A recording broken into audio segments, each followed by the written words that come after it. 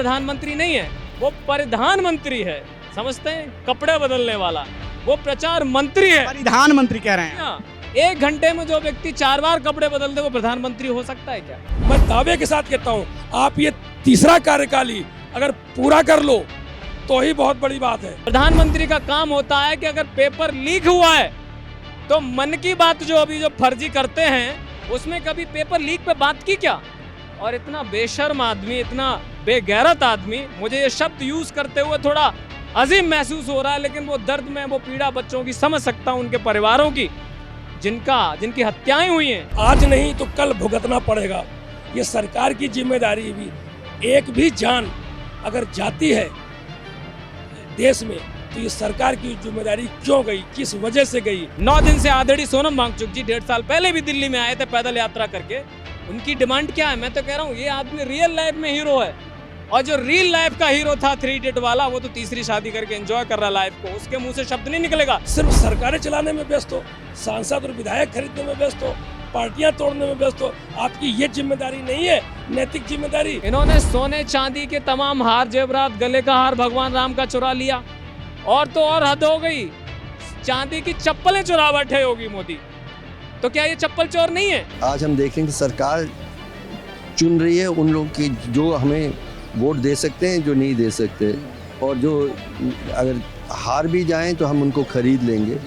इस तरह का घमंड कि हमें जनता से कोई वास्ता नहीं है, उनकी तकलीफ़ों से, उनकी मांगों से, ये घमंड का घड़ा तो टूटेगा। नरेंद्र मोदी कोई प्रधानमंत्री नहीं है, ये व्यक्ति जो है कॉर्पोरेट द्वारा, अदानी अंबानी द्वारा बिठाया हुआ एक चपरासी है जो उनके लिए देश को लूट रहा है। अरे दिल्ली में ही अभी आप देख लीजिए 700 करोड़ का घोटाला हो गया, 400 करोड़ की दवाइयां खरीदी, 300 करोड़ रेखा गुप्ता ने, मोदी और रेखा गुप्ता की सरकार खा गई।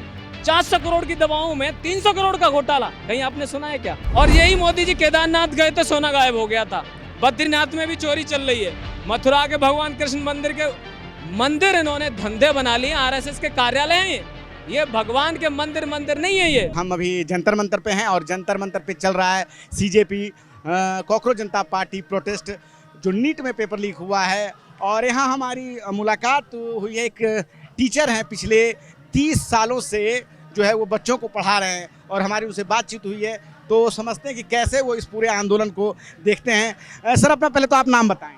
मेरा नाम संजीव निगम है और मैं मैथमेटिक्स पढ़ाता हूँ, पिछले 30 वर्षों से पढ़ा रहा हूँ। जब मैंने अपनी पोस्ट ग्रेजुएशन कंप्लीट की थी मैथमेटिक्स में, तो उसके बाद मेरी भी इच्छा थी कि मैं देश के लिए कुछ करूँ, तो क्या करूँ। जब मैं पढ़ाई करके निकला तो एक सपना था कि मुझे भी सिविल सर्विसेज का एग्ज़ाम पास करना है। तो मैं उस सन की बात बता रहा हूँ 1991 की, जब मैंने सिविल सर्विसेज का प्रीलिमिनरी एग्जाम लखनऊ में दिया, और जब मैं देख करके वापस शाम को अपने घर आया तो मालूम पड़ा ये पेपर लीक हो गया है। भाई साहब उस जमाने में सिविल सर्विसेज का पेपर 1991 की बात बता रहे हैं। आप लोगों को शायद मालूम भी ना हो, ध्यान भी ना हो। भारत में उसमें उदारीकरण की नीति आई थी, एलपीजी मनमोहन सिंह का। ये पटना में लीक हुआ था पेपर, तो उसकी वजह से पेपर कैंसिल हो गया था, दोबारा होना था।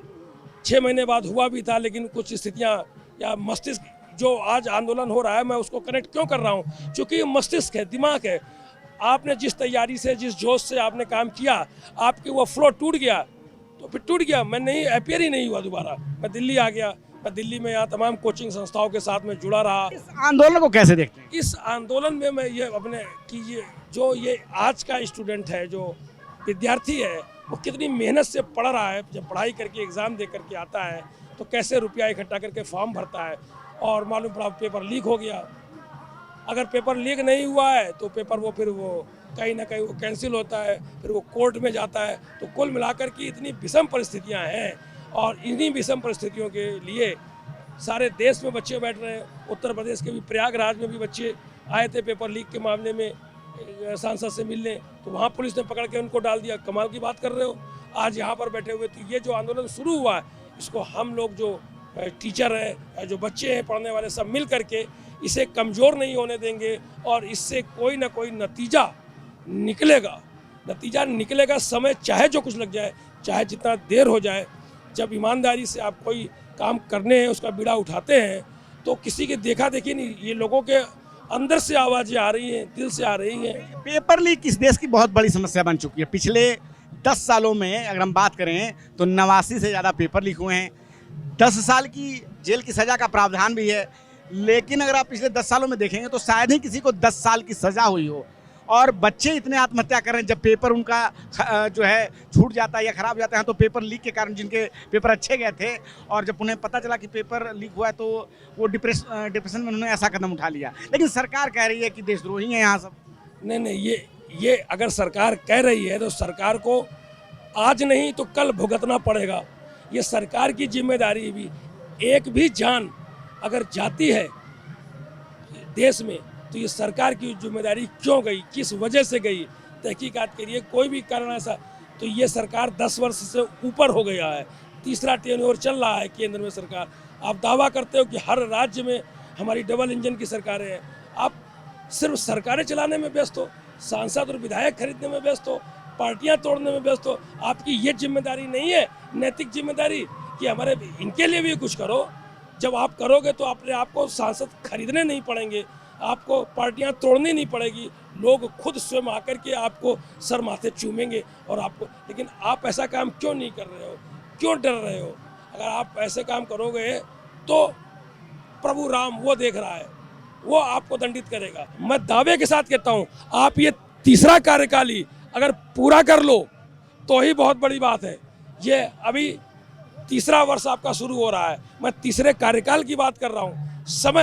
समय काल चक्र आपको इस मोड़ पे ले आएगा कि ये तीसरा कार्यकाल आप पूरा नहीं कर पाएंगे। हम कोई इस वजह से नहीं कह रहे हैं कि साहब हमारी कोई हम विरोधी उसके, हम एक आम जनमानस की, आम नागरिक की बात कर रहे हैं चारों तरफ के। ये तीसरा कार्यकाल नहीं पूरा कर पाएंगे। एक आखिरी सवाल आपसे लूंगा, देख रहा है ना विनोद, गुजरात में सानंद में प्रधानमंत्री मोदी जी 4 जुलाई को ये बात बोलते हैं, काम बोलता है, इस मीम का उन्होंने प्रयोग किया है, क्या कहेंगे? भाई आप देखिए, आप अभी कहाँ सेशल्स गए थे, लौट करके आए, वो 2 दिन कोई जापान की वो प्रधानमंत्री आए, आप फिर चले गए, इंडोनेशिया चले गए। कमाल की बात है, आप यहाँ क्यों नहीं रहते हैं, यहाँ क्यों नहीं समझते? ये जो मामला चल रहा है 17, आप बोलते 8 बजे आ जाते, पौने 8 बजे आ जाते, 2 मिनट के लिए आ जाते। छोटे छोटे आपने देखा होगा कि वो आज रात को 8 बजे प्रधानमंत्री संबोधित करेंगे, ना पेपर लीक के मामले में किया, प्रभु राम के दरबार में चोरी हो गई है सारा चढ़ावा, तो कम से कम उसी बारे में बोल देते कि देश के प्यारे नागरिकों, हमारी सरकार है, आप चिंता मत करना, हम कोई भी चोरी बेईमानी करने वाले को पकड़ेंगे। आप वहाँ भी नहीं बोले, आप बोलते क्यों नहीं हो? आपको सिर्फ थाली बजाना और घंटी बजाना, जब तब आप बोलोगे, ये गलत बात है, इससे लोग नाराज़ हैं। जब मैं तो जहाँ जहाँ जाता हूँ लोग बहुत दुखी हैं। और आप हिंदू कहिए तो हिंदू मुसलमान सब जो इन्होंने वोट दिया, आज वो उनकी, वो जहाँ जाते हैं उनको लोग, कोई चंदा चोर पार्टी के लोग कहते हैं, कोई कुछ कहते हैं, उनको अपमानित होना पड़ रहा है। तो वही लोग जब आपके अपने लोग साथ छोड़ देंगे तो फिर किसके सहारे आप हो? किसको खरीदोगे? सांसद विधायक खरीद लिया, क्या एक एक नागरिक को खरीदोगे आप? एक एक नागरिक को खरीदेंगे, भाई साहब करें, आप क्या कहना चाहेंगे? देखिए, घर देने की बात है तो मैं उत्तर प्रदेश से आता हूं, और आप जो इन्होंने प्रधानमंत्री आवास योजना जो रूरल एरिया में चलाई है, कभी आप मेरे साथ जनपद में चलिए, गांव में चलिए, जिन लोगों को ग्राम प्रधान के जरिए जो घरों की कीमत है वो नहीं पता है, 1,20,000 रुपये, 25,000 रुपये का घोटाला वहीं पे हो जाता है, पता ही नहीं होता गाँव वालों को सीधे, और उनकी जेब में आते आते उसकी कीमत रह जाती है 75-80 हज़ार, यानी कि ऊपर के 60-65 हज़ार का झोल करप्शन वहीं हो जाता है। तो 80 हज़ार में कौन सा घर बनेगा? एक कमरा नहीं बटेगा, कच्ची ईंट से बता रहा हूँ मैं आपको। तो ये तो घर की सच्चाई है। आप डॉक्यूमेंट्स में कुछ भी लिख लीजिए, 5 ट्रिलियन इकोनॉमी, हम चौथे तीसरे नंबर पर आ गए, नंबर 1 हो गए, विश्व गुरु हो गए, 15 लाख आ गए, 2 करोड़ नौकरियां मिल गई, कुछ भी कर लीजिए, मनमानी कागजों में कुछ भी कर लीजिए। आपके हिसाब से तो देश बहुत अच्छा चल रहा है, पेट्रोल और ईंधन की, गैस की कोई कमी नहीं है, लेकिन सच्चाई क्या है इस देश की?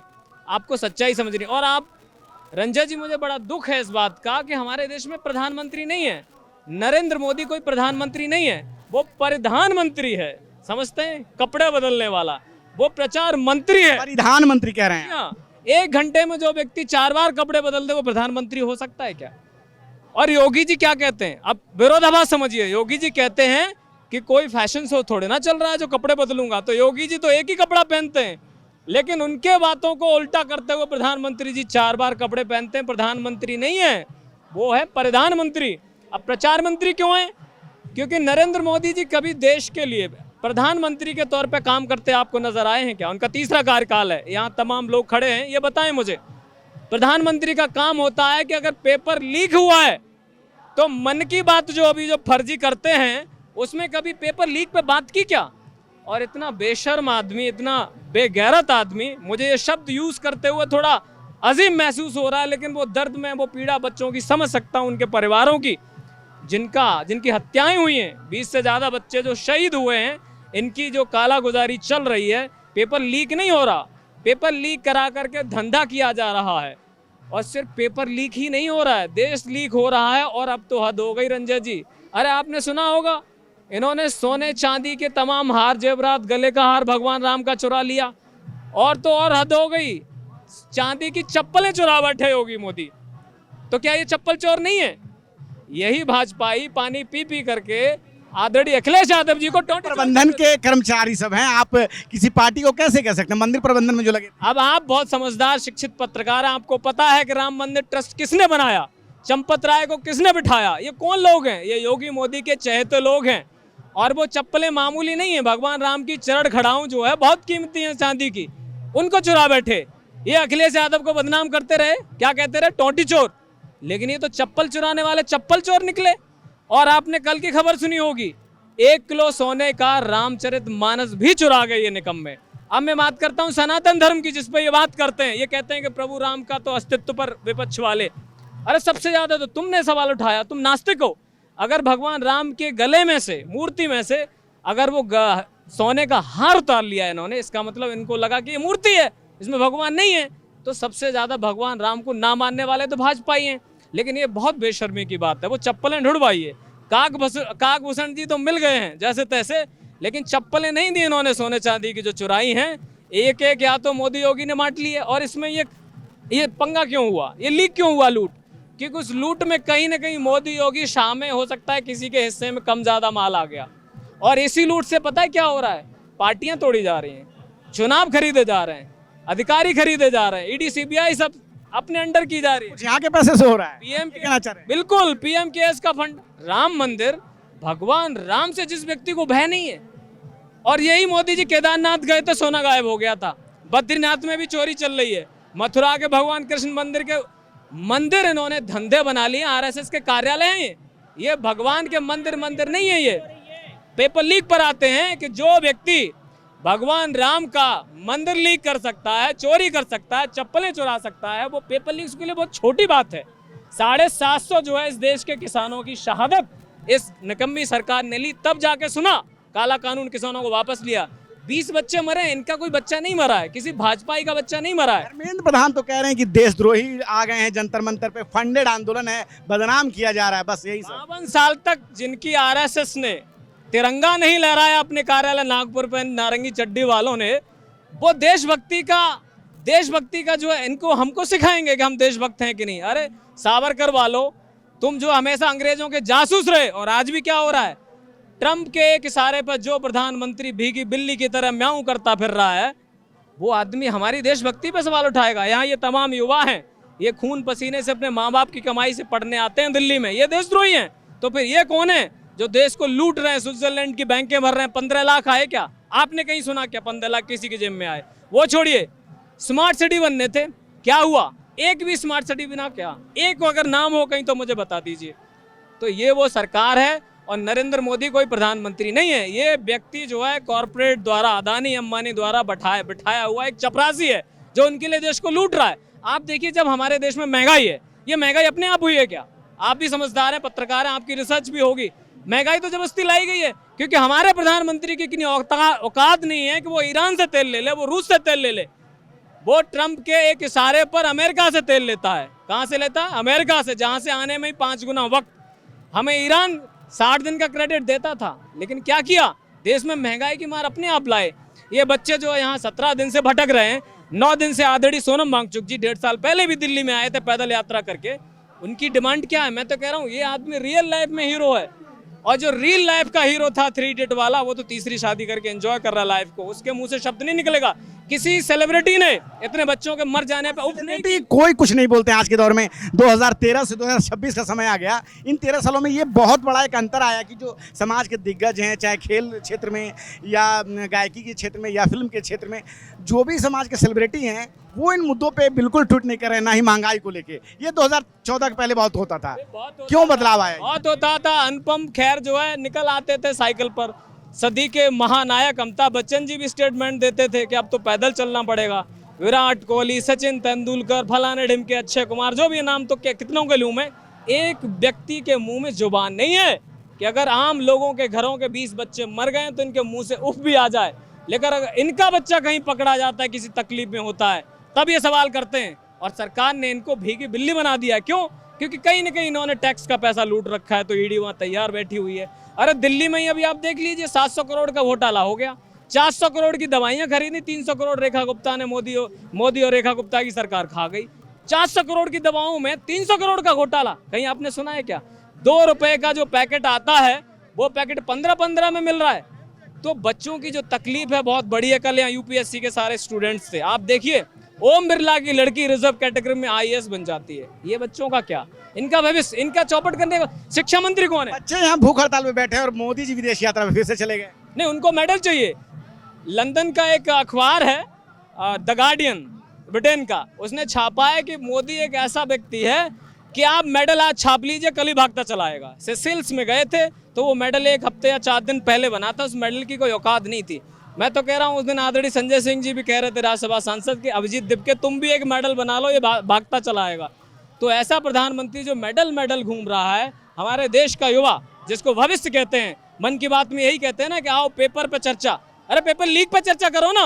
और जब पेपर लीक पे चर्चा करते हैं आदरणीय संजय सिंह जी इलाहाबाद में, जब उन्होंने 1 जून को चर्चा की तो कौन भेज दिया? पूरी पुलिस, पूरी बटालियन वहाँ एडीएम भेज दिया जाकर के रुकवाने के लिए। तो मन की बात में क्या करते हो? देश के मन की बात करो ना, इन बच्चों के मन की बात करो ना। एक आखिरी सवाल आपसे लूंगा। 17 दिन हो गए हैं जंतर मंतर पे सभी लोगों को बैठे हुए, और 9 दिन हो गए भूख हड़ताल करते हुए। मोदी जी विदेश चले गए हैं, सरकार का कोई आदमी आके बातचीत नहीं कर रहा है। क्या लगता है आंदोलन की परिणति क्या? और मेन स्ट्रीम मीडिया में भी कहीं इसको लेके कोई हलचल नहीं है, क्या कहेंगे? इन सारी स्थितियों को देखते हैं तो आपको क्या ख्याल आ रहा है? देखिए, ये देश भगत सिंह का देश है, ये चंद्रशेखर आजाद का देश है, ये सुभाष चंद्र बोस का देश है, महात्मा गांधी का देश है, बुटकेसर, ऐसे शहीदों का देश है, ऐसे क्रांतिकारियों का देश है। तो कई बार लड़े, डटे रहे, लेकिन अंत में क्या हुआ? आज़ादी दिला के माने।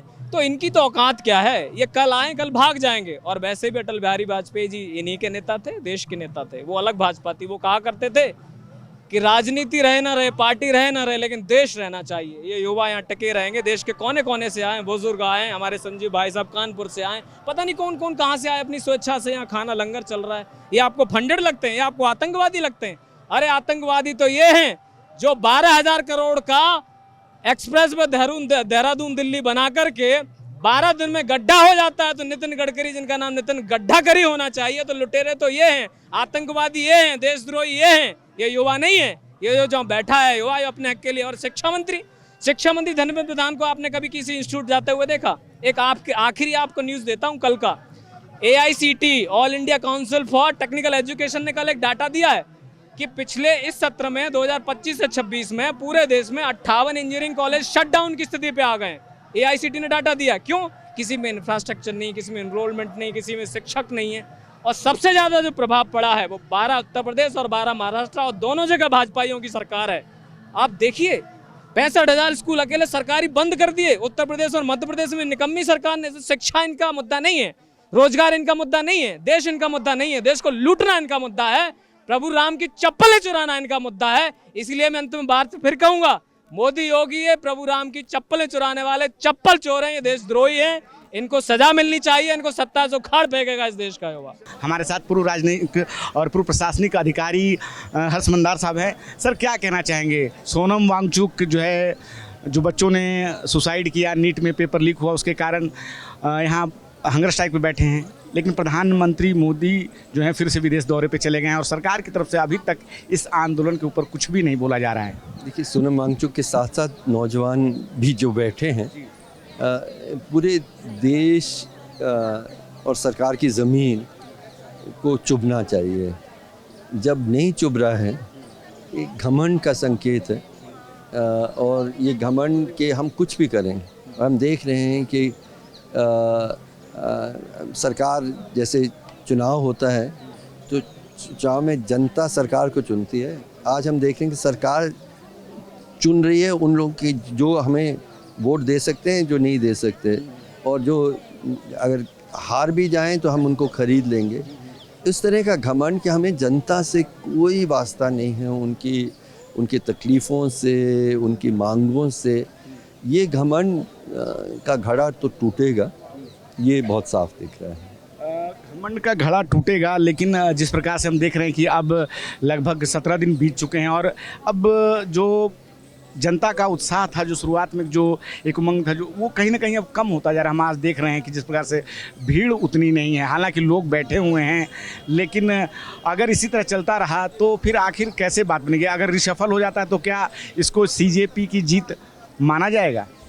देखिए, मैं मानता हूँ कि मांगों के हिसाब से बहुत सीमित मांग है एक मंत्री का हट जाना, पर एक तरह से वो प्रतीक है जो जितने लोगों ने मतलब 1-2 दिनों में बीजेपी के पूरे जितना समर्थन है उससे ज़्यादा समर्थन कॉकरोच के लिए मिला, तो सरकार को बहुत खुल के नौजवान कुछ कहना चाह रहे हैं। कुछ दिन पहले अफवाह थी कि हाँ फेरबदल कर देंगे, इनको हटा देंगे, वो भी करने के लिए तैयार नहीं है, तो वो घमंड ही दिखता है। लेकिन मैं मानता हूँ कि कर भी डालें तो वो एक मतलब हल नहीं है, एक शुरुआत है कि नौजवान इतना ज़्यादा आक्रोशित क्यों हैं, क्योंकि उनका कोई भविष्य उनको सामने दिख ही नहीं रहा है। और आपकी जो आर्थिक नीतियाँ हैं वो अदानी अंबानी उनको अमीर करते जा रहे हैं। नौजवानों का भविष्य क्या है, कहाँ उनके लिए रोज़गार है, कहाँ उनकी शिक्षा व्यवस्था किस तरह से है। हम और देशों में देखें, चीन को देखिएगा, चीन में लोकतंत्र नहीं है और गंभीर बात है, लेकिन एक आर्थिक व्यवस्था ऐसी बनाई है कि लोगों को जनरली लोगों की आर्थिक स्थिति बेहतर हो रही है, नौजवानों के रोज़गार मिल रहे हैं, वो हम नहीं कर पा रहे हैं। आप देख सकते हैं कि स्टेज पे किस तरह से भारतीय झंडे, भारतीय तिरंगे को लेके हाथों में लहरा रहे हैं। आज 17 दिन बीत चुका है कॉकरोच जनता पार्टी का जो प्रोटेस्ट चल रहा है, और 9 दिन हो चुके हैं। सोनम वांगचुक बैठे हुए हैं आपको भूख हड़ताल पे, और नीचे आयसा के बच्चे भी यहाँ जो हैं, आयसा से जुड़े संगठन के जो है यहाँ बच्चे बैठे हुए हैं। 9 दिन बीत चुका है, लेकिन अभी तक सरकार की तरफ से कोई बातचीत यहाँ नहीं की गई है। प्रधानमंत्री मोदी विदेश निकल चुके हैं 6 दिनों के लिए, रिशफल की बात चल रही है, लेकिन अभी तक जो इस आंदोलन की जो मूल डिमांड है, जो मूल मांग है कि शिक्षा मंत्री को इस्तीफा दिया जाना चाहिए, उस पर अभी तक कुछ हलचल नहीं दिखाई दे रही है। आखिर ये अनशन कितना लंबा चलेगा, इसका कहना हम नहीं कह सकते। आप क्या सोचते हैं इस बातचीत पे? अपनी राय हमें जरूर बताएं। मैं रंजय कुमार, कैमरा पर्सन सुमित के साथ। आप देख रहे हैं नेटरिक न्यूज, साहस सच कहने का।